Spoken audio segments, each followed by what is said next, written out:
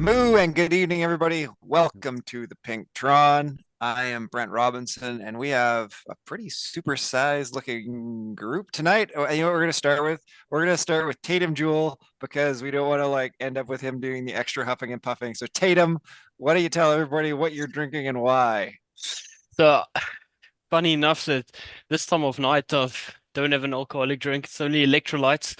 So I'm joining you guys from the bike. And what time of night is it? Give me 2 seconds. I'm not even sure. It's 12:24. Yeah. He's about to do HWR Race 2. Yeah. Love it. We also have John Keenan. John, what are you drinking? I am drinking some oxidized alcohol version of kombucha. So if you take ethanol, oxidize it a little bit more, you get acetic acid, which is vinegar, and that's the essential product. The essential ingredient in kombucha is Oh, that's brilliant. vinegar. Yeah. So it's kind of like a little bit sour. Am I getting that right? Yeah, it's got a real vinegary tang to it. Okay. And this one's got like raspberries and blueberries and oolong tea in it. So Homemade or purchased?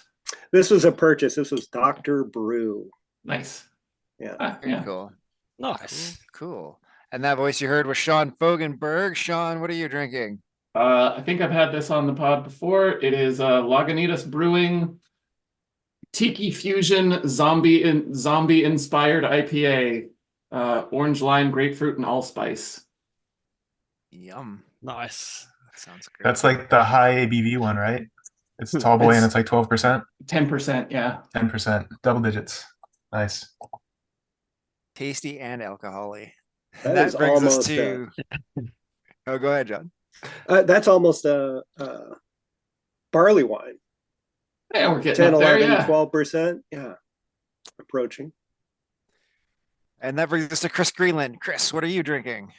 Ooh, I don't know if anybody had non-alcoholic on their bingo card for me, but you would be rewarded this time. I'm just drinking some chai tea right now. Still I'm- detoxing from a night out last night. I'm sure Shaking out the people could cobwebs. get really good odds Happy on days. that if we were betting. Yeah. I would have lost that bet. Me too. That brings us to Steve Pritchard. Steve, what are you drinking? In an epic moment for an audio-based format, I pulled the same face that Craig did, apparently, which Craig has communicated to us because he isn't on video by text. So yeah, in one of the most least audio moments of the podcast, I'm chuckling away at Craig's response, which has been described to me by text. I am drinking peppermint tea. I have warmed up, shall we say, with several pints of lager and a curry. Yeah, I'm having a recovery peppermint tea. At the opposite end of the spectrum of Taitem, who is on the same time zone with me and jumping on the bike, I am trying not to fall asleep, and will make progressively less sense throughout this podcast and probably name animals. So you have been warned. We will Nice. look forward to that. And yes, as Steve mentioned, we also have with us Craig Martin. And Craig, you're just going to have to really tell us what you're drinking because nobody can tell. So I am drinking a Carbon Brewing Jedi Hazy IPA. May the brew be with you. And I have, I guess this is the theme for the night. I have Bengal spiced tea because I am still on the wagon. I have not had a drink Jeez, the tea cost. Nice. 47 days. Wow. So Good job, Brent. I really thought this would be the sweet spot to record the podcast in because like it's the right sort of time for you guys to start drinking, and it's the right sort of time for Tate and I to have been drinking. So I thought we'd have a nice crossover, like you meet those guys as they come up, like, hey! Like this. But no, we're all on cups of tea. So, and That's speaking of things that are your cup of tea, our cup of tea is doing herd winter racing. Yes. Nice sweaty transition. Who's Who's done race one? I think Sean did it. looks like Chris, Chris, Three of us Sean, did, yeah. I did it, John yeah. also. John. Terrific. All right, so yeah, it's 2 laps of Lutece Express, but that really makes Is you have to 3 go climb climbs, 3 yep. times. There's not much to say about the route. You know it, you love it, you hate it. Ah, It's So the first 2.5 minutes is pretty hard. I did make it in the front group with Chris right through the top of the, like, right around the Arc de Triomphe, and then when it started going downhill, got detached. It started going downhill. Yeah, it was all downhill from there until it was uphill again. I was you got downhill detached on the descent. uphill Did I get that right? You got already. detached. You got detached on the descent, Sean? Yeah, that's my the herd mentality team has a long-standing joke. Like, my name in that chat is the Sail, because they're like, it's always the downhills where I get lost.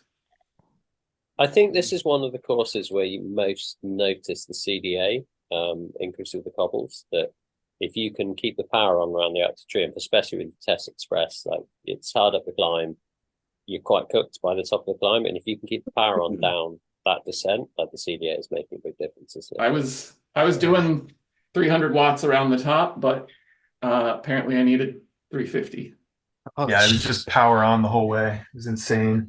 So, Yeah. Sean, you actually came up in the Kuka's chat today. Okay. Yeah. In that you, Josh, and TJ are all very close to the same height. You're in between the two of them. Really? One of them's taller than me. Yes. Josh is over 2 meters. Yeah. Oh, nice. Oh, wow. That's like 6'5". No, it's like 6'8". 6'8". Oh my god. I'm 6'6" and like 196. Yeah. Okay. Yeah, Sean always bumps me off the podium for the tallest guy in the race. So John, you're 6'6". Yeah. This is why the camera is deceiving us. Like, in another epic moment. it's Sean the does tall not boy look- that confuses Sean you. does not look that tall On on a Zoom call. no. I sit far away from the camera. I'd have put like 6 foot, maybe. Like, he's taller than me because I'm short, but like, you're nearly a foot taller than me. Yeah, I mean, I think I look taller than Sean on the Zoom call. and I'm sure it's pretty close. Genuinely, I'd have put you as a similar height. Look at Blessing too, Brent. Brent nearly choked on his tea. It's only funny because I know that Sean can pretty much put Taitem in his pocket. I feel like we've accidentally walked into a Father Ted sketch. Like, this Sean is far away. This Sean is big. Oh, anyway, yeah, Lutece Express. Yeah. It's actually a genuinely really cool course. I love and both hate Zwift courses, which are super hard out of the gate. And it's different. Like, Zwift rides are hard out the gate, right? We know we have to go hard, but this is hard up climb, like cobbles and that kind of thing. I love that. So actually, you've got to go so hard out the gate, haven't you, on this? So. One of the things that was really interesting, at least in race 1, was basically if you made the group around the first lap, there was a very good chance you were there at the finish. So the front group was 16, and then there was a group of 4, and then another group of 2. Like, I was in that group of 2, Chris was in that group of 4, and then, there was. But did you got detached on the second climb? No, I got detached. The little underpass dip coming out of that. Oh, really? Yeah. Yep. I was just like so gassed on the limit after the first climb, the lead in, that even drafting like the first part of that first full lap, they punched it coming out of the tunnel, and I just couldn't stick in. To be fair, everyone that finished in that front group did.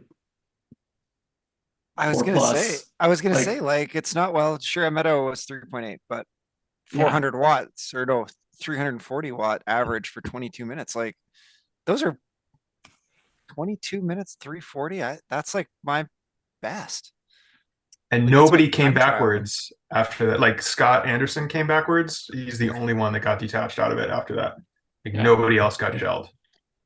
Like, what were the times in race 1. So like, if I'm going to do Test Express, it's probably about 22, 23. 11. Yeah. Yeah, it's probably about 11, 12 minutes for me in like C's. So like really good folks are doing it sub 20. So like it's an FTP test, isn't it? Like you just gotta Yeah, go. so the winning time in race 1 was 22:17. That second group was in the 25 and a half minute range, and then I was at 26 and a half. I did have an experience that I finally detest people who can steer. Oh. I've So activated my steering for this one. this one was I going up the final climb put 3 seconds into the guy that was with me, and then held the same watts per kilo around the Arc de Triomphe, and he kept closing me down. And then we got to the sprint, and we started sprinting, and I was like right behind him and ready to go. And as soon as he started sprinting, he just veered off all the way to the side. And then once I got even with him, he came right back. And Actually, that's on your clip on Strava. yeah, Yeah. I messaged him right after the race and was like, were you afraid that I'd just dust you if you gave me any draft? And he's like, absolutely I was. And I wouldn't have gotten back to you if I hadn't had steering to take to cut all like an extra 10 meters around the Arc de Triomphe. It's like, Oh, so that even makes a difference. Yeah. Oh yeah. I've had Mhm. that. I've had it in a race show, like someone be as much as 100 meters shorter than me. Yeah, I think Gavin Irons has talked on Crit City, that big hairpin bend on Crit City of being able to make up like 50 meters on people by taking them to a track. But Brent, Craig, Okay. surely you have views. Are you allowed to have views on steering being in Canada, or is it just the rest of us that are Yeah, we allowed to wish talk we about could steering? buy it. So I have steering. Oh, see. I have a Steerzo. oh yeah. Mm. Does it like? Is it good? Does it feel good? No. Okay. No. Your wheel actually goes on it, right? With those things, something like that. Yeah, Yeah, your you wheel gotta, goes like, on twist it. the You actually handlebar. steer. Yeah, it's okay. I actually need to give Repack Rush a try with it. I haven't really done a lot of steering with it yet. I'm hoping to solve it in April when I'm in the US. Yeah, like having got Swift Play, it's a bit like playing slot car racing, like you're jumping tracks. It's a bit of a gimmick. I know our ladder. I know we're really off, but our ladder Mustang, what are they called, Randos or something like that? Anyway, the guys I ride ladder with here in North America, they were just on the Richmond course, and they were talking about how hard it was to stay with the guys in steering. They got to that hill, right, and they're doing that grinder hill. So you do the two short guys, and they're doing that grinder, and like you'd pull up behind the guy, and you just swip to the other side of the road. You'd kind of not be able to hold the draft, and you'd swip back to the other side till you got over there, and just you couldn't just latch onto a guy. You had to match him up the hill. So Yeah, it does feel like if you're in a small group, or if like there it does seem like there should be some sort of AI steering for riders that don't have it, where if you're in a group, like obviously you're going to try to stay behind in the draft. It's I mean, it's an interesting it's interesting that you're able to just like swing off to the side and break the draft behind you. Yeah, Well, I've not really felt people game it in the same way as you, Sean, but I do remember again ladder race or something like that. Someone who just kept steering to the other side of the group, and it just pissed me off. And I think that was causing me to expend 5 to 10 watts more than I needed to, just by being a bit grumpy. But should we chat bike choice? Like this has got to be aero, hasn't it? yes. On this course, they're going to be or going in my case, pink 5.0 Tron, plus up the because I hill. never change bike. But Tron, yeah, I'm just always on a Tron. Tron is fair. Tron is a good, Arrow is good. It Like has if to they're be doing, pink. like how fast are you guys going up the hill? You were probably going 40, Yeah, maybe not quite I'm about to 35. check, but we were cruising. Like it's Sheesh. 3%. up the hill, maybe a bit of Mm-hmm. 4 on the cobbles. I bet you're still doing like 35 to 38 kilometers an hour up the hill. So the first hill, we were going 40 kph 40. Wow. Yeah, Yeah. that's a on quick one. average. That's wild. With like, and that's the first hill. So, but that's, you know, to stick in the front group, it was 40 up a 2% on cobbles. Yeah, as much as like the wait for the Tron, I suspect the Arrow beats it. Yeah. But as we said before, the Tron is a pretty good aero bike. And it looks prettier, and you go faster because of science. So I don't know Exactly. if it did look prettier than you know, having the rainbow discs, but Rainbow Disc is always a good choice. also good, yeah. John, when you raced, were you right with this Kendrick guy right till the end? Were you guys like basically the whole way around a lot, like after you got shot No, off the he was hill? up with Sean's group for Oh, most of the okay. race, and then they gapped him, and then he fell back to us. And That I've was finished actually- with or near him before, so I thought, okay, that's about right. But he's got a way bigger sprint than I do, that's for Mhm. sure. that was a funny. So I had been up ahead and got caught by a group of 2 ATP guys, and one of them kept saying like, "Hey, get on Discord." It was clear like I want to do some tactics and I want to talk to you about it. Like that was Yeah, what that was your going group, on. right, Sean? And then he on the like final kick up like under the Louvre, he went hard thinking like, oh, I'll get a gap and then like he'll have to chase, but he'll bring the other guy. I was just like, no, I'll just sprint after him, and he ended up dropping his own guy. Oh, gee. It's funny. Good. Well, I do enjoy Let's- that. So we had dirt racing series race on Tuesday, and I ended up in a group with 2 guys from the same team. And their method of attacking was for one person, like basically like the front of the TTT. So one person would go hard, Perfect. and the person behind would go slightly less hard, and I would sit there in the draft and go, "Thanks for towing me around, guys." Yeah. Like, it's such a cool tactic of this. John, how so you're mid to high C at this point. How did you feel like the start? Like what was the Well, what I was knew the it was pace going to like be for the you? best of times and the worst of times. There were only, what, 24, 25 people in it. So I was like, well, I'll get a good high score. I'll also get dropped. And yeah, I think I held on for maybe a kilometer. Like I saw it tick over to 1K, and I'm like, okay, I'm not really going to catch that band in front of me. So yeah, I just rode it with the one guy who I just ticked over in front of at the finish, and we just rode it together, and he towed most of the way until Kendrick got there, and then we kind of mixed it up.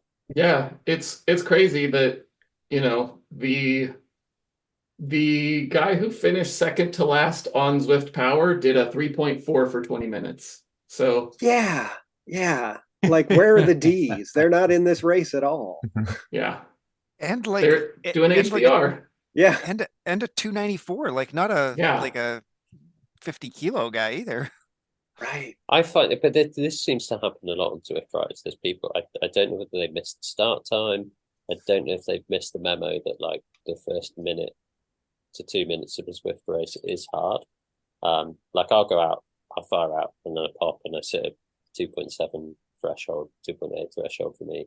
And somebody will always catch me up doing 3.1, 3.4. I'm like, this is cool. I'm going to sit in your draft now. But I don't understand so much. I'm like, how are you this far behind when like clearly you're strong and you can sit and do this watts per kilogram for such a long time? You've just missed the memo that like you need to go fast at the start. I don't know whether it's inexperience or some people have just put the drills on or, you know, started late. Well, and there were a couple people that we lapped, and they're not on Zwift Power, so I don't know if they just bailed before the end of the race or Yeah. Thought it was a group ride, you know. yeah. Yeah, I Signed do into the wonder wrong about way. that sometimes in herd winter racing if when they see that Like they don't understand the open cat thing, and they just go, that was a fun experience. Yeah, yeah. Mike Fish was one of You them. guys are way above pace. Oh. Well, Mike Fish is always good for starting about 6 HWRs a weekend and finishing 3. Yes. Yeah, did All Big right. Bry finish it? He said he was going to watch. Yep. No, he finished. Finished. Yeah. Right, and he's got a good result at 8th. Yeah. But like even that guy who finished 16th is an A+. Oh, geez. Although Manalo and Sharamedo and Finish in front of him are both Bs, so you know. Bs. I can't believe Davidello's a B. He must do just like nothing in the FTP zone. Oh. It is I get what bonkers you're though. saying. There's a guy who's finished 16th at 4 watts per kilogram. Like it's like it's So just yeah, have fun, Tatum. I mean, Chris has finished 17th doing 3.2. It's the Yeah, he's standard doing- Chris Green and 3.2. It's Yep. it's good to see that your drill is still set to 3.2 watts per kilogram, Chris. So. I'm nothing if not consistent, Stephen. All right, let's move on to herd beginner racing. This week we are on the electric loop. Electric loop, if you Elec- read the No, it's electric. Electric Electric. loop. Eclectic. electric. Sorry, Nate. We're not making fun of your spelling. Yes, we are. Yeah, we're making fun of every typo. Oh no, I can't wait till we get to mine. It's 2 or 3 laps. 2 for Depending the, on tops the or bottom bottoms, group, yeah. 3 for the Yeah, next I 2. think so. For either 17.8 or 26.7 kilometers. And the electric loop is flat. Yeah. I think it's interesting. I think it's one of those loops where there's those little 30, 40 meter sections with a little bit of a kick in. So this kind of racing, if that's the point where you go hard, you might drop people. You might, like, if you're not going hard, you might get dropped. So I think it's a good course to learn to pay attention to what the group's going. Like you'd say, it's pretty flat. Like there shouldn't be big breaks, but there's every opportunity to daydream, look at your bike, get distracted by where your towel is. Just saying these things might happen, not that they've happened to me. And then you fall off the group, you've got to put an effort in. Not be looking when the gate drops. You know, these things. I've done one Forget of to put your those. shoes on. There are all kinds of good ways you can lose a Zwift race that have nothing to do with how hard you can pedal the bike. Yes, Call your mom in That's for a screwdriver. Hammer. That was a hammer. That was a Mom, hammer. bring a hammer. I almost fell off my bike when he started that. All time best Swift stories. All right. Yes, your best aero or all around bike, whatever you got as a Yeah, I mean, beginner. The Tron, if you got it, and yeah. Yeah. it's just something real fast. Yeah. And then yeah, watch out for the bits, as Steve says, that there are some like 2-3% pieces in these parts of Neokio that you got to pay attention on. But I think overall, unless you really, really feel you can put it to someone on one of those bumps, it's probably sit in the group and win the sprint. Most likely. So good. That brings us to Climbers Gamut, Chris. Yes, we're off to London this weekend for Box Hill, another hill that we know and love. As a reminder for those of us who've been drinking, Climbers Gambit is our hill climb series where only thing that matters is your time on the AQOM segment for the week. So this weekend we're doing Box Hill, which is some measure of distance at some measure of gradient. 3K, average of 4.3%. But as I think we all know at this point, the first part is the toughest. That's where you want to, I guess, not sell out, but go a little deeper there and recover as much as you can as it flattens out and you get some switchback relief before it all flattens out at the top. Half of the ride is steeper than average. This is on London Loop, isn't it? So you get a good 5.5 Ks warm up. So it's quite like some of these, like you go up the climb really early, so you definitely need to warm up 4. Feels like it's a little long. Yeah, 6.8K. 6.8, according to YouTube Yeah. colleagues, is where you should hit the start line. But again, there's every chance that I mucked that up. But about that, I think, is where you hit the red line. So we did this 2 months ago, month and a half, on Boxing Day, or no, 2 days before, on Christmas Eve. So most people, if they're regulars of the series, should have a pretty good estimate of what they can do on this hill, like whether they overcooked it. Like I nailed my power on that one, and I'm gonna be trying to target that and hoping I'm at the same level now. I think that this is so. Then I rode Tron. I don't know if that's the right decision. What do you guys think? Is this Dude, I was going to ask you, Sean. is this Tron or TT bike? I think I've done it as both. Yeah. I don't think there's a lot in it. I think I would go Tron, but I don't think there's a lot in it. I think that's right. I feel I'd go Tron. This feels like a podcast bingo. A's and B's have different answers to season teams. Yeah. I was gonna say, I feel I've had this discussion before. I'm gonna I suspect Matt check. will go faster on a TT bike because he's going fast enough to get the draft. I might go faster on a Tron, so I'm going slow that I don't get the draft and with the heavier bike. Yeah, I think that's the right answer. It adjusts as you slide. So I just want to check what the speed for. So for an 8-minute, and this is I think why I went Tron. So even though it's only 4.4%, the speed for 340 watts,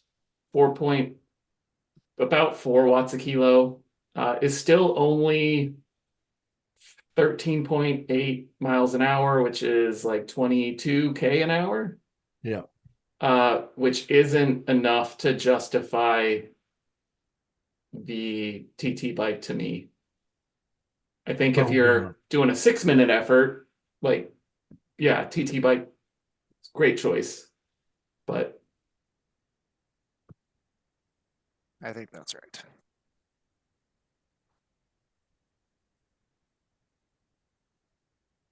so All right, Dan, so yeah, it's like Taitem when he's in shape, Matt DeFreitas, like you guys ride a TT bike. Yeah, Even it's a 7 minutes for probably over 7 for Bs, right? Low 7s. yeah, you're gonna need to add 20 or 30 seconds relative to what your fastest like in race time usually. Yeah. So yeah. Mine, which is completely out of reach for me at the moment, was 6:45. But Wow. And what's the Fine. speed on that? it says 0. It's 16.6 miles an hour. So that is where it starts tipping into, Yeah. like maybe being on a TT bike makes sense. Yeah, I've done just a shade under 21 kph, and that was 840. When I was what would now be top end of C to B. Yeah. So, Cool. Someone in the herd did it in a hill climb race at 6:49 at 5.1 watts per kilo. If you're up in the A's and you want to see how fast you might be able to do it, that is fast. That's cooking. All right. That brings us to the herd of mountain goats. The e-cycling world champs route. It is the e-cycling world championship. I'm This route. looking this up right now. Yeah. I'm so trying to- 2022, that was multiple laps round New York, and then 23, that was something in Scotland. Oh yeah, right. So it's probably this 2022 one, right? The 54.7K on New York. New York. What, Yeah. 3 or 4 times up? Yeah, that's a pretty brutal course.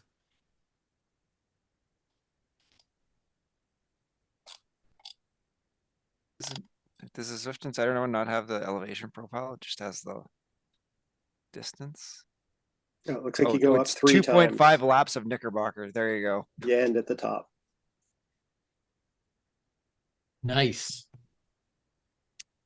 Oh yeah, so 3 times with a finish at the top of the New York KOM. I won't be doing this. I think I got enough New York KOM the last couple weeks. Yeah. New York's just, I mean, it's a course where you're barely not pedaling, if that makes sense. So there's very little bits of New York where you're not pedaling the short, sharp descents from the com. The rest of the time you're pedaling, aren't you? Like it's not like I'm going to sit off and have 30 seconds not pedaling in a nice descent here. Like it's even there's bits of that descent that you're going to get back on, try and get back into the super top. Like, Yeah. Well, Yeah, I think I what's guess even worse I is also won't be doing this. yeah, there's no time in between your efforts. You Yeah. don't just sit in the flat in the draft for a bunch of time because there's a punch, and then if you weren't the one driving the punch, then you're punching over the top to try and catch back on, and so on and so forth. Oh, go, big yawn, Steve. Big yawn. Oh, I guess Just the the thought one of doing New York, like my God, it's a tough course. well, the one tired thing I would thinking about say that would be kind of good about this being so long is that like even if you're like 10, 15, maybe as much as 20 seconds off, even after the first or second climb, like if people are in front of you could easily crack and die, and those hills are steep at the end. Like you can, if you have paced yourself well and can smash that last climb, you will be able to gather up bodies if there's enough racers in the race. for sure. So that's kind of fun. That's kind of a nice thing about some of these long races with hard finishes, right? Is that they do reward you for good pacing. So have fun with that, everybody. Probably won't see you there. All right, let's move on to the Stampede. It is a 16-kilometer custom finish on Chasing the Sun. Where is 16K. 16K on that? It should be close to where Country Sprint is. I think just before the Country Sprint. Okay, so none of the climb. No. None of the Cut the climb. climb. Purposefully cut out the climb, especially sometimes some of my Stampede peeps get a bit grumpy if I make them have to climb the dirt on their TT bikes. I don't know. They don't want to clean their bikes when they get back home. So yeah, we stop before the dirt. what's the mini climb before that though? It looks like there's That's rooftop reverse. So it Yeah, looks so like yeah, the race has just started. Tatum's going hard. yeah, we are watching some serious. So I'm watching on Zwift Power Live. It looks like the front group is 23 strong at the moment. Nice. I haven't Yeah. tuned into Tatum's YouTube. Oh, is he streaming this too? That's fun. I believe he is. Oh, I'm impressed with amazing. his internet. No kidding. So yeah, so the Chasing the Sun, it starts at the Neokio pens. I think there's just one set. No, there's 2 sets of pens in Neokio, right? Or just the ones in the harbor. I can never remember. Anyway, starts in the Neokio. You climb up onto like the railway, then you go up the rooftop reverse. So not the regular rooftop KOM way. That's why there's no KOM on it. Descend back down the normal forward KOM, and then cross into the what's it called? Umezi part of Macquarie Islands. Yeah. Into the race paddy direction. So, You basically, yeah, you head over rice to paddies. like toward the like onsen village, but Yep. you won't get up there. You'll do You the won't get country there. sprint and then you'll be about done. Yep, exactly. Right around the country sprint, we should finish it up. So, yeah, I guess it is Harbor Pens. That's right, Pens. So I'm looking at, I did open up the Tatum's race stream and seeing a couple of names that also raced race one. So Mike Fish is back out there, Dan Manalo back out there. Those guys are my heroes. Good. Yeah, the Stampede's actually really good attendance, so seems like, I don't know, maybe we got good. Well, I think part of it is the strategy of doing the ZRL race preview is bringing bodies into it. When it's a Sunday, Monday TT, and that's for the route that's in ZRL on Tuesday. I think it's bringing bodies out, so hopefully someone will stick around. How do you feel about the strategy of getting, like, are people doing full efforts on the Monday before racing Tuesday? I think like shorter ones, like 1 lap of Innsbruck Ring and maybe even the 18K and Island Harbor. I'm not so sure about the full RGV. Doing a full 24K RGV the day before you do the TTT might have been a bit tough. Yeah. But they're all kind of like just 20 minutes. So 1 20-minute full out effort the day before. It's not going to ruin you, but Yeah. yeah. So. And I think the Sunday ones are definitely filled up. Like that's to me the perfect timing, right? A good hard Sunday effort, and then Monday either off or light, and then Tuesday race day is perfect. Yeah. So Taitem is fully on the second climb up to Triumph, isn't he? I guess He's out saddle and hurting. 10 minutes back around. It's got to be pretty close. There's a man who is suffering at the moment. Speaking of which, the bullseye is on the fan flats, which is a lot easier, isn't it? So It is on the fan flats. It is 5 laps, 6 sprints, and bullseye should be. That's actually one of my favorite bullseye courses. In that, I've had some. It's not a real interesting course in that there's no hills, but I've had some really good races on it. So I mean, I think bullseye. I think what makes this one is it's such an obvious sprint. So you come around that hairpin, you know where the sprint is. Just James Bailey would say it's the 4th tree is where you have to go. Or was it the 3rd tree? I can't remember now. But James had there was a tree, you go out there. You don't wait too long. If you get it wrong by 1 tree. Exactly. Yeah. You're done. You go around the corner, you nail that sprint. I think what's interesting about this course is, again, coming back to CDA, there's like a cobbly bit, so it's a bit harder. You do then hit a slight incline, so like you have to sort of stay on it a little bit. You don't really get that like sprint and then stop and recover. Like you have to stay on it a little bit to stay in a group, especially if you've not nailed that sprint and you're at the front. So yeah, I really like the course. It's just one of those things that's nicely set up. It feels like it's a nice distance between sprints as well. Like you've got enough time to recover to actually do a pretty strong effort each time. So it's like proper sprints each time. So yeah, it's I agree with you, Greg. I think it's a cool bullseye course, this one. I like to try and hit the sprint as soon as I come around the hairpin. Like come around the hairpin, you start to wind up and then light it up. I usually hit it before the hairpin, honestly. Oh yeah, I don't think you want to like. I do Mad think lads. Zwift does some dumb stuff in the hairpin though. I think you got to wait till you get out of the hairpin. Well, so actually that's why I do it, because the dumb stuff it does is drop the draft. So if that's the point where you're breaking away, you're just breaking away, then you can actually use it to your advantage. Okay.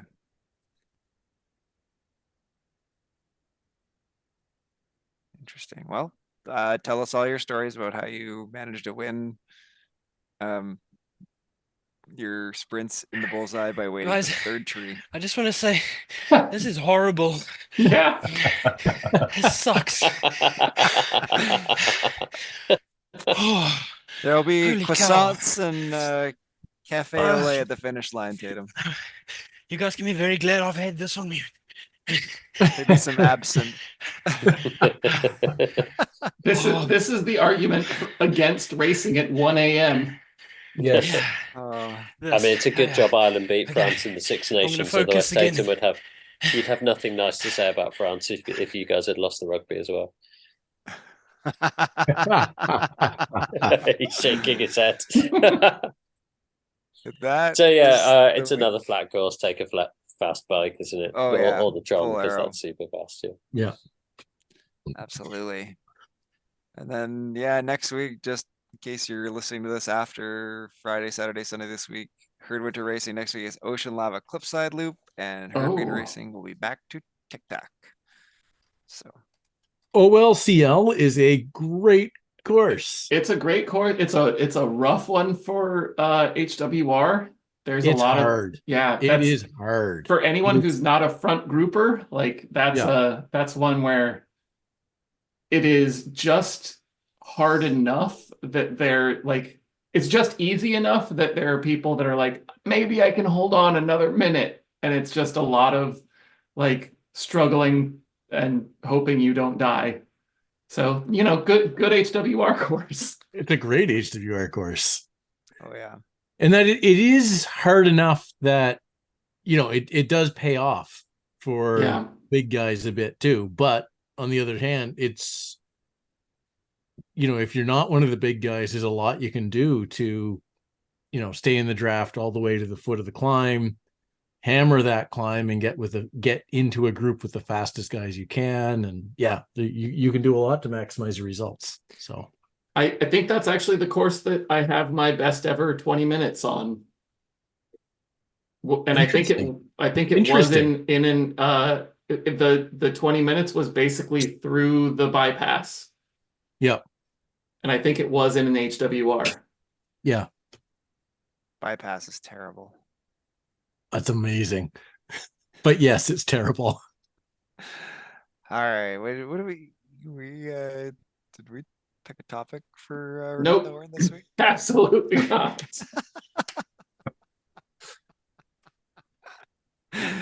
I'm away for 1 week. 1 week. We can just do it as an around the horn, just generally. Mine is just being upset with Zwift updates, always breaking things. I was riding yesterday, so over the past 3 days, I think I've gotten 3 updates. Like every time I've opened Zwift, it's given me a new update On PC? on Mac. Oh, wow. And the first one slowed things down. And then I jumped into a group, like I think I was with Maria on the one of the Pacer groups. And I'm guessing that it was because it was going through, like everything had been slowed down previously, and then I jump in a Pacer group that was fairly big and was going through dirt. And about 5 minutes in, with all of the like rendering of dust or something, it just quit. Like Zwift just stopped running. I'm writing down and like there was with no warning. I'm just like, I'm writing and then I'm looking at my computer background and I was like, wait, what just happened? Once I got back in, we were like out of the dust, so maybe that fixed things, but yeah, and then I logged in today to race and there was another update. It still hasn't made things less choppy, so we'll see what happens. Is this the Hi, I'm a Mac ad like failing where like the Justin guy just like falls over, has a seizure, like Yeah. Hi, I'm a Mac. Like maybe I need to get a little Apple TV or whatever, because Chris never complains. Yeah, it can't render any of those graphics, so you're Yeah. trapped where it's going to have the issue.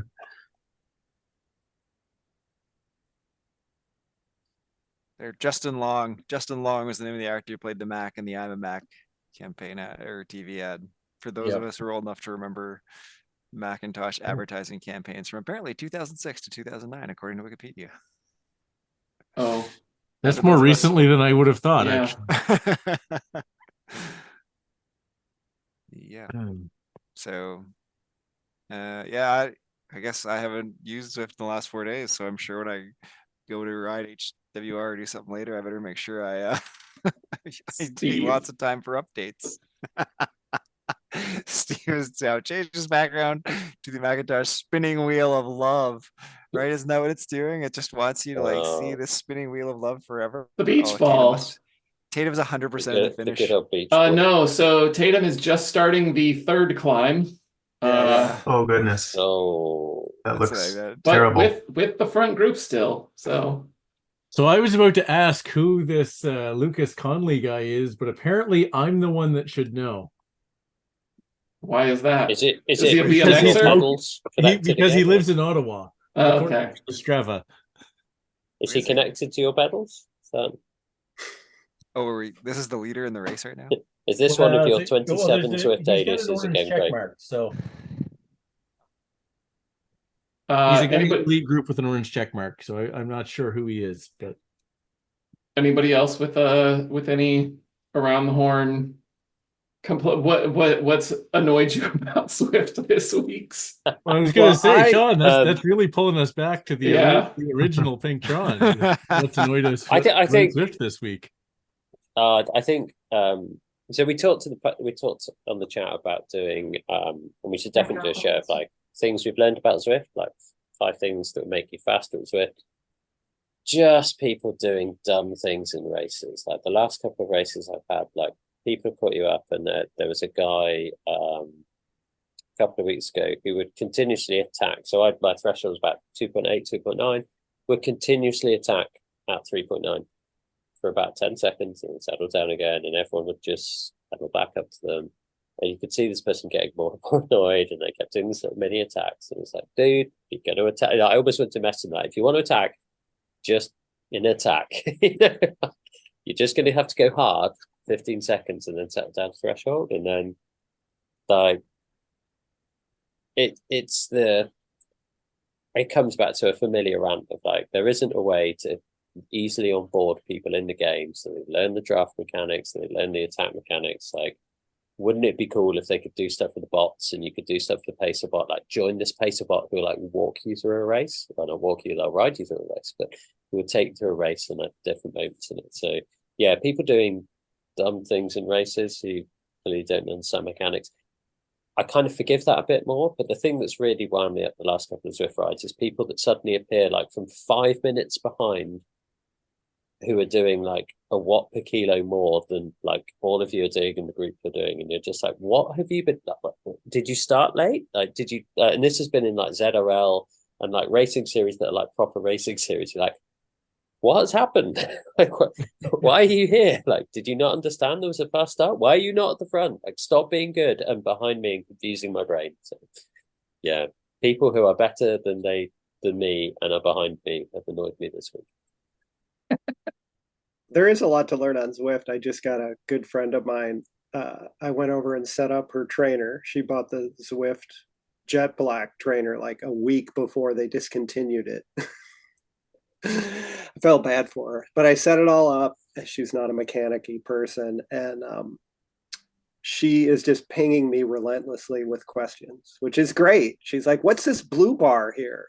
But there's an orange bar too, and how is that different? And I did my first herd group ride, and I kept getting this message, return to the group. So I just kept pedaling faster and faster. And I've seen that comment several times in like the Zwift beginners. It always cracks me up. It says return to the group, and no matter how hard I pedal, it keeps telling me I can't that. get there.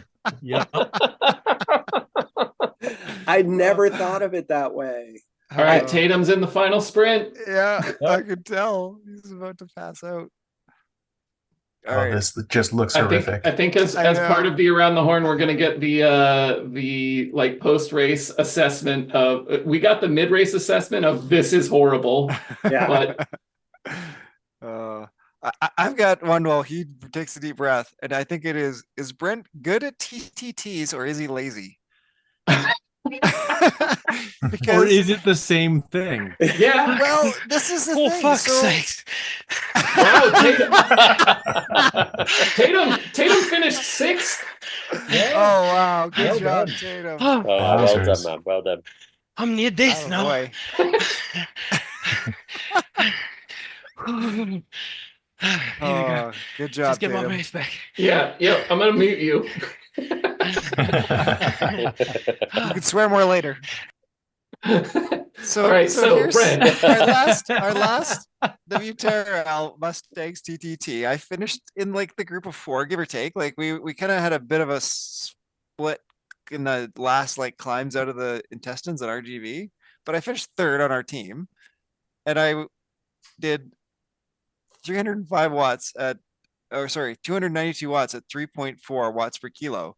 The 2 guys who finished, 3 seconds, less than 3 seconds, 2 seconds in front of me did 324 at 3.76, 285 at 3.7. And the guy who finished right behind me did 305 at 3.579. So like, uh, I And don't know, like, you spent all this time 6th wheel, and I took my pulls. I didn't skip a pull. I did 30-second to 45-second pulls the whole time. And like a couple of them, poor Nathaniel was like, Brent, don't surge so hard. You're blowing him off the yeah. back. So, which is bad TTTing on my Are part for sure. you But heavier than the guys you ride with, I or don't know. Doesn't sound like it. I mean, So I do some of think them. that there is something to be said for just like riding smooth and trusting the person in front of you will save you a lot of watts in a TTT. And like to the point that I am constantly like trying to instill that in the rest of my team, because the more you are impatient or don't trust that the person in front of you is going to hold the wheel, you actually make everyone else do more work as well. Yep. No, it really is. If the whole team trusts each other, you can be way, way more efficient as a group. Yeah. And did we And do RGV in season 2 as well? Am I remembering that right? Maybe not RG. I know maybe Deuce France. I remember Anyway, there being that one of those courses with the intestines in. I'm looking at round 2, and it looks like it's telling me RGV again. So same Okay. team and some of the same guys. But a little bit of different. And again, I actually finished first. Was first guy across the line. I did 3.5 at 293 watts. Guy behind me, 304 watts, 3.7. Next guy, 318 watts, 3.7. And the fourth guy was 277 at 3.6. I think Like, again in things that people maybe don't understand about Zwift, when you get that gap thing form and you see the 2 bikes on screen, and actually the wheels will go a certain way if you're closing that gap, and they'll go the other way if you're not closing that gap. I just learned a thing. You're Yes. 4 meters behind, and I'm like, yeah, it's cool. I can see that I'm closing the gap. I'm not going to push any harder because the game is telling me that I'm closing the gap. So I'm expending all the effort I need to expend here. I'm convinced on and like TTTs that watching the speed is more. You're going to be more consistent, because otherwise people just surge off the front, surge to try to catch, especially in second. Whenever I fall into second, that first guy is always like just super ambitious and pulling away, and then I got to surge, and then the people behind me. So I've done it with like beginner people, and we're like, we're just going to hold 42 or whatever the number is. We're on the flat, it's going to be 42. Little hill, we're going to go down to 38. And that was the most successful for at least getting us not far away from each other. Yeah. So there's a 100%. spreadsheet. Oh, Craig, you're getting the yeah, spreadsheet we out. do the spreadsheet. They send out those things, and I hit my pull. Like I try to get as close to my pull targets as I can every Yep. time I come through. But I don't know this, but I think that I think maybe I'm wrong, that I'm doing it right. That I go in the front, I do my pull, and then I like go right off and come all the way to the back. Yeah. Yeah. And I 100%. think Yes. I think the other people are like, they're like not coming all the way off Yes. and going all the way to the back, right? They're still Yep. pedaling at like 90% of what their pull threshold was, instead of like Yes. shut her down, like just go off the pedals entirely and all the way back. Like once the next guy's like even with you or a little bit in front of you, you just drop right off and drop Yep. off. When you're not on the front, your minimum watts to keep position. Absolutely. Yeah. Yeah. We did TT in the last 2 weeks with someone with steering. It's amazing how when they finish their Oof. pull, swing to the side, come back and just drop in again. It actually worked beautifully. Oh, cool. Yeah. Oh, I think it's Yeah, a real game But you changer need on to get it right. TTTs. Yeah. And it's like classic pod bingo. It's where Bowser and Orjan are really good. in like the big group races is it's expend the minimum watts to be at the back of the group. And if you need to do a little punch to get yourself to within 5 meters, you do that little 5-second punch. And then again, like you said, shut her off completely. Like, I'm the minimum watts I need to be at the back of this group. Until I have to work, I do no work. Or as little work as I can do. Well, and a little bit like when you're talking about that thing, like the draft goes 5 meters back. Like when it's showing you you're 3-4 meters off, you're in the draft. Like you don't need to. It turns out the strong draft goes 5 meters back. The draft goes even further. It does. You're still sitting up in that, like, I'm in the draft position 10 meters back. Yeah. Fall back. You don't need to hammer up and get right on the guy's wheel. Like just a little nudge up to get, so you're not falling further back. So the thing in the TTTs that really does, I'm not going to say bug me, but like is a thing that I know would make the team faster is when people start so salmon third wheel, second wheel, whatever it is. Yep. And they start fighting me for that wheel from behind. Yes. Pushing me out into the into the wind. Yeah, I know. I get why it happens. The whole team has to trust each other to be fast, to be as efficient as possible. Yeah. And Steve, I can't remember whether you DS'd that last the final week TTT when we were on the same team there, the mullets, but we were basically running 4 up with and then a couple people hanging on, and then they put in some nice, very valuable pulls at the end.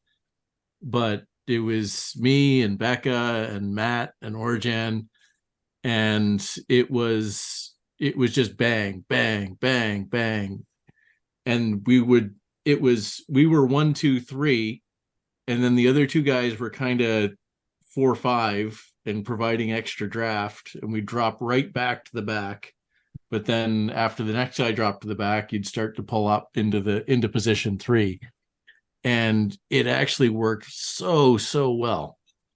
But it was, there was no fighting for second wheel whatsoever. And that's the biggest thing, is stay off of second wheel. There's no fighting for third wheel. It was, if somebody's third wheel, stay behind third wheel.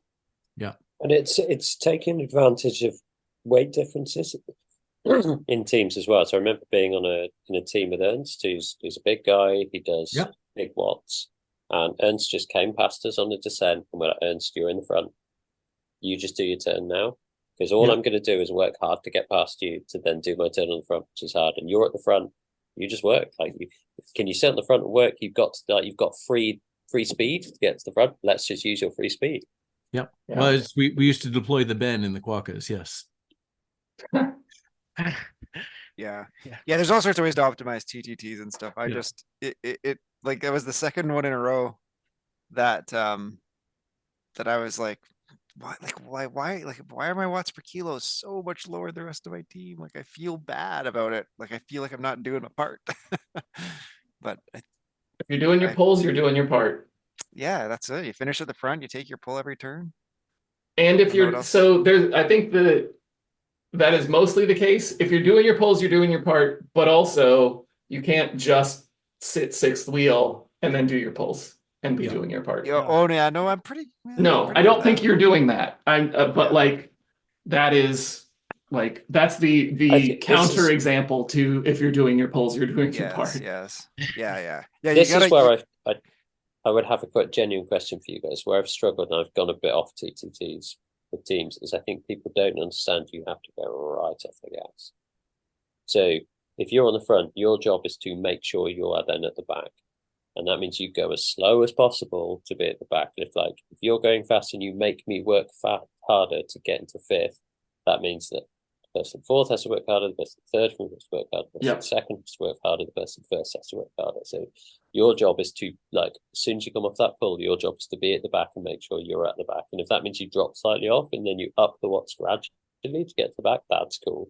Don't just drop off to what you think is the recovery base and make everyone go faster as a result. Yeah, the other part of that is for those of us, it sounds like a lot of us do this where it's like when we're done, we go, I'm down at 100 watts Yeah. until I'm like until I see the back of that group coming by. It makes it a lot harder for those of us who do that when the rest of the group is fighting forward and the group Yes. is not stretched out as long as you expect it to be because you start dropping back and then you are immediately on a gap and have to punch when you've Yeah. just finished. Oh, that is the worst. Like I've been showered in TTTs when I've done a pull on the front, and I've come off, and I'm like, "You're asking me to do like, wow, I've got to do another 5-10 seconds." Like, I did a pull, and I now want 4 minutes of doing very little work if I can. Thank you very Yeah. much. So, Yeah. It's TTTing is absolutely a skill, and you Yeah. need to do it week after week and practice it and trust your team and to get good at it. That trust, I feel like that is the key, is just like trusting that everyone's going to do their job because it means that you do your job better. Yeah. Well, and there's so many other things to it too. So there's communication. There's, okay, I'm not going to be able to make my pull next time. After I hit second wheel, I'm going to drop off the same time the lead guy does, and the guy behind me is going to take and you can communicate this. And but having the order of, I follow this guy and this guy follows me and this guy follows him. If you have that order, you stay in a formation, you can be, that's the easiest way to be the fastest. I exactly that, very and much believe. you've got to. I think the best teams keep that order and actually chop time down. So I might be like, well, whatever I'm doing, I've got to do 350 watts and I do it for 60 seconds. And the next time I go, do you know what? I think I can do 45 seconds. The next time I think I can do 30 seconds. And I think the worst teams are like, suddenly like Sean pops up, who's just on turns, like, oh, I can go on the front again and do my 350. And so, no, like that's just like, it's creating too much mess and stuff behind. Like actually we're better off if we stay in exactly that order and I just do 10 seconds and then I do 5 seconds and like, but it just keeps that like spiral going round and it means that we keep that the flow. I think if you have a good DS who really knows your team and who is watching like the speed when people hit the front and stuff, I think that can help a lot. Cause I do think within teams, like inevitably there's like people who are going to be stronger later in the race and they can start like calling on people like, all right, you need to go 45, you need to go a minute here. Like we need the rest of the guys behind you to get an extra 30 it's seconds. not go faster, it's go longer. Yes. So funny enough, you'll see the Doppio, for instance, the strong Doppio teams, they don't necessarily do long pulls, but they hit the front at 7 watts per kilogram, and the guy at second wheel knows he's going to follow that, and so on and so forth. Yep. They don't necessarily go long; they go so hard. Yep. Yeah, I think again that's something I don't think I've got in a herd team that works out. That actually, what you're trying to do on the front is not the longest time the person on the front can do. You probably want to do 50% of the time the person in the front can do, because the person in second is having to do an extra effort and then they need to hit the front. And the person in third is probably doing a bit above. Ideally, the person in third is doing threshold. Then you go above that, then you go above that again, and then you drop and switch off, and then you're back to third wheel and then threshold. So we've been doing like 45 seconds at 2 or 3 minute power and repeating that. And like that's so hard to maintain. But if you've got a team that can maintain it, but you can maintain it if everybody's hitting it and you're being efficient and you're getting your full recovery to hit it the next time. If you can be aggressive with your pulls like that, and hopefully, usually you've got a couple of guys that are not quite at their 3 minute power, in that they're at their 7 or 8 minute power, and they can take a minute and a half pull later in the race when somebody needs a rest. But it's when you have a bunch of guys that are being aggressive with their pull, you can get fast. I think those ones really need the second wheel guy to be there, because if that guy accelerates that speed and the second wheel guy isn't maintaining the gap, now you're gonna have problems, right? Because you're not. It's so much. Yeah, no, gap control is so important when you're pulling hard. Yeah. But it would be if they does made it, it'd be great. It does get difficult when you've got different rider types on your team. Like that's tough. if you've got riders who are like, I can hold threshold for like forever, but as soon as you start making me do like hard pulls, I'm gonna struggle. I know. Like then how do you manage that becomes difficult. But yeah, we've had this in Ladder League when I was racing with the squirrels. Like Ernst is a diesel. He's going to sit at his pace. He's going to do that. And we just said to him, no, Ernst, you do your thing. Like, sometimes I'm going to sit in your wheel because I know you're going to pull me up here. Sometimes I'm going to go like, I'm going to fire up a little petrol engine and put a little burst in, and I'm going to go ahead. And like, don't worry about attacking. Like, you're going to do your thing. Like, we're going to work around that. And the same in the TTT. There's bits where, like, I've raced with Ben in the TTT, and I'm like, on the flat, you're doing more turns than me because you're putting out big watts, like for less cost than I'm putting out that speed. Like, that's where I really like John's guide of like the speed on the flat. Like, that's the speed I've got to do. Like, I might have to do a shorter turn at more watts per kilogram for me to hit that speed on the flat than Ben does because he's just putting out more watts. So, but yeah, chatting in the team's key, isn't it? And having your team in the chat is key. I think my first ZRL, I was on a team, and the first time trial hit, and the two really strong riders took off like a shot. I mean, they were gone 15 seconds up the road. And God. Me and the other two guys on the team are like, what are you doing? Like, come back. And they're not on Discord. So we're just on the chat in the game, and they're not looking at it. They're not paying attention. They got their head down. They're dieseling off. They were 2 minutes up the road by the time, and everybody else in the game is watching us like scream at these guys in the chat. Like, come back, please. That is really not God. understanding the assignment. No. The most hilarious was with a certain individual we won't name that was in a group, Marion and I in the same TTT with Shifty, and this person just rode 50 meters ahead of everyone, the whole thing, and got really cross that we weren't catching them up.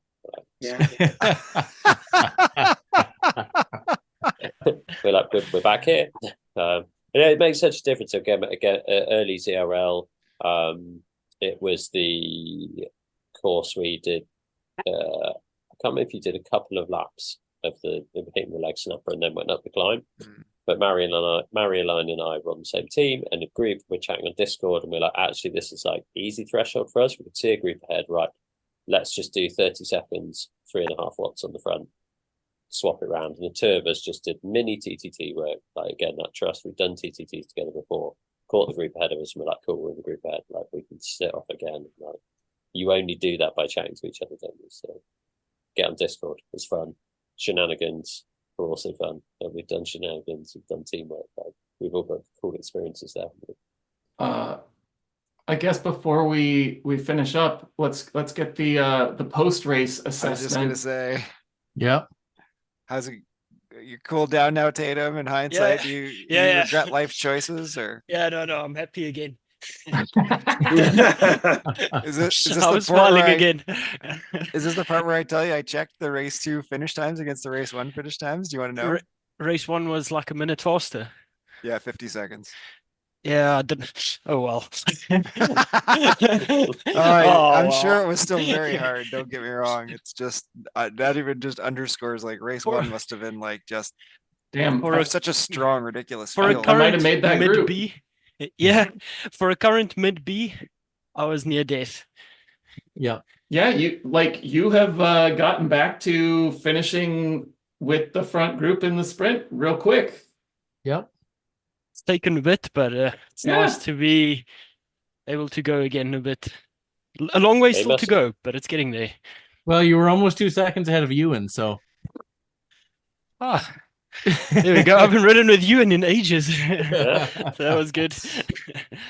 You must be triple happy. I mean, you've got the South African rugby team world champions. I see Rain is now an Irish citizen, so you can support the Irish rugby team who are going to be the Six Nations champions, and now you're up in the league group in Zwift. Like, What can I winning on say? 3 fronts. There's so we knew Rain was going to be Irish by birth, so she was born the day before the quarterfinals. So she was admitted to the NICU, the neonatal ICU, just after she was born. So the day of the Irish quarterfinal, we were in the neonatal ICU, put on a little Ireland bib for her, and she was supporting Ireland from day one. Excellent. Oh, that's beautiful, Good man. stuff. That's really cool. I think that is a lovely, lovely note to end on and say thank you to Tatum Jewell. Thank you to Steve Pritchard. Thank you to John Keenan. Thank you to Craig Martin. Thank you to Sean Fogenberg. Thank you to Chris Greenland. Enjoy your races this weekend, everybody. Cheer for your favorite rugby team. Moo That's it. and good night. Cheers, guys. Moo. Yeah. Moo. Okay. Bye.